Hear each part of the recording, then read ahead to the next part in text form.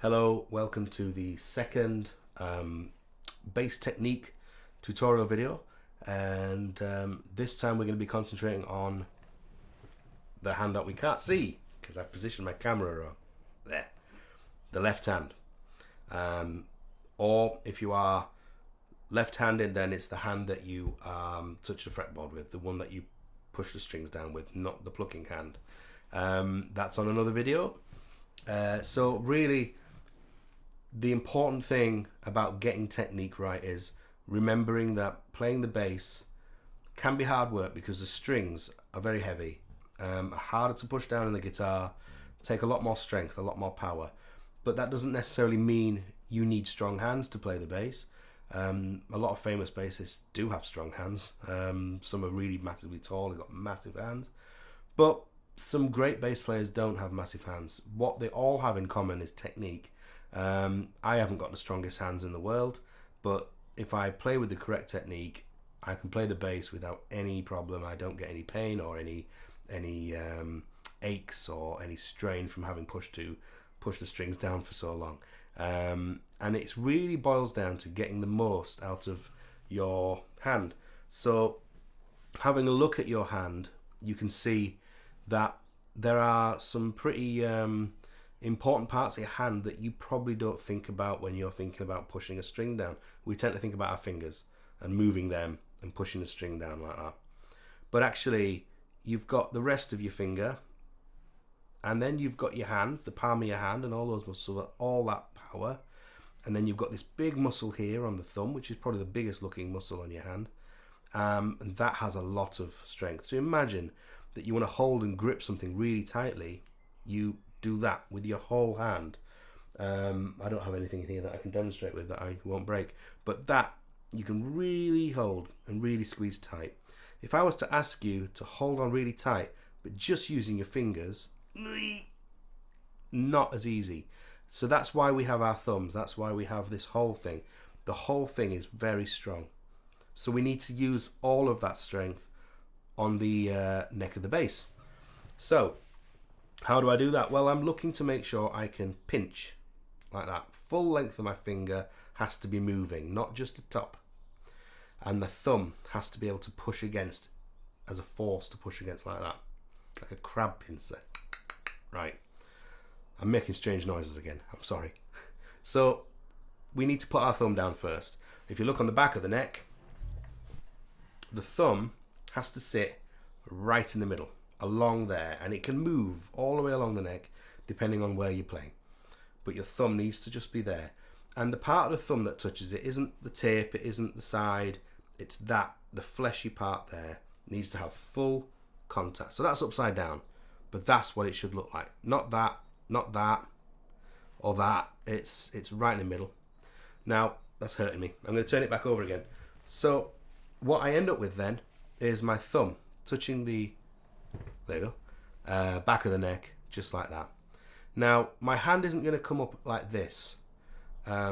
Every single knuckle there, the inside of the knuckles, has to be close. So my hand has to twist round. So it's like this. Like imagine that I'm holding my phone upright like that.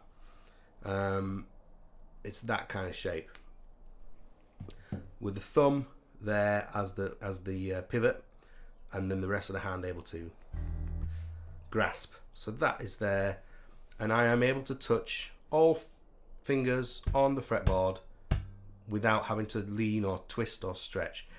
A lot of people do it like this, and what you'll find is, you see your little finger is a lot further away, it can't reach, than the first finger, which is right there. So you have to twist, you have to get that twist round. And the way I like to practice this is by looking at the first 4 frets, and I'm just trying to work out how to do the camera. There you go. First 4 frets, and saying first finger is going to play the first fret, and just like this. And then all the fingers are going to stay together. They're all going to help each other.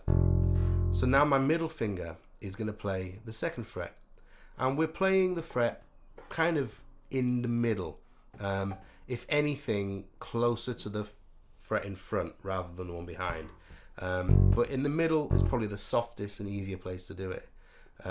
Too close to the fret and it does get more tight. So there, nice and in the middle of the fret, but keep your hand together. Don't let the fingers do this. And don't let your wrist twist. It has to stay flat. Then the middle finger, as you can see, I'm just pushing the middle finger down. These three fingers are not actually doing anything, except they're resting against that finger and giving it more strength. And then the third finger, so I move the whole thing along. Now my third finger's touching the fret on the third fret, and it's being helped by all the other fingers. See that? And then the last one is my little finger. Now on its own, mine is strong enough to play because I've been playing for quite a long time. But what we need to do is let the other fingers help. Just rest there and give it more strength. So the whole hand is squeezing. And I'm just going to play 1, 2, 3, 4, 3, 2, 1. And there we go. And if you look very carefully, my hand slides up. Actually, I'm glad I did that because that's what we don't want to do. So before you move on to the next note, make sure it's clear and not like that. So all the fingers pushing nice and hard, keeping that wrist nice and forward. So the whole hand is working together. I do that on all the strings.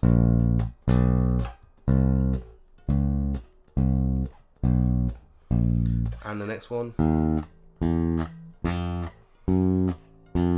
Look at my whole hand sliding. I'm not stretching or reaching.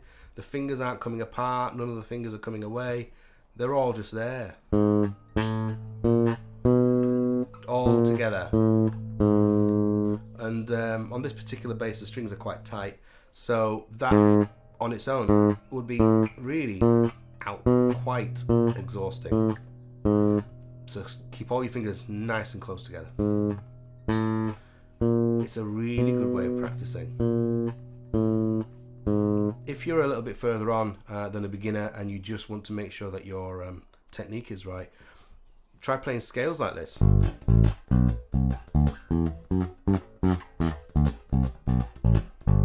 If you look carefully at my hand there, the fingers were not all over the place like spider's legs. The whole thing was working together. And to play a note on my little finger, I'd rock the hand so the weight of the hand is angled towards my little finger, and then weigh it back again to the first finger, and then back to the little finger. So my hand's doing this. It's twisting, but the wrist is not turning too far so that the little finger gets taken away from the neck, or the first finger gets taken away. They all have to stay very close.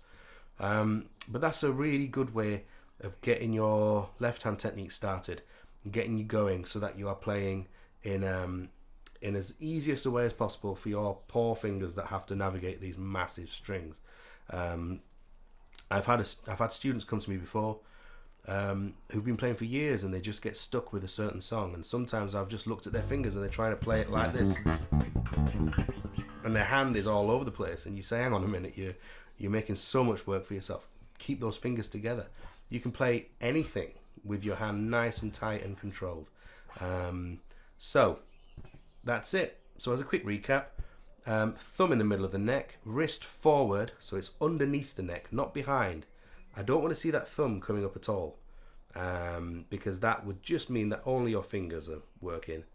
So the thumb on the back of the neck, wrist right forward, twist the hand so it's parallel to the neck, so all fingers can touch the neck equally like that. And then you're playing on fret 1 with your first finger, fret 2 with your second finger, fret 3 with your third, and fret 4 with your fourth, and back down again. Never letting your fingers wander off, all helping each other to push down the string. Especially if you're a beginner, this will really, really help you. So thanks very much. Hopefully I shall see you soon. Well, I won't see you because I'm filming this and I can't see you, but hopefully you'll see me soon. Take care. Bye.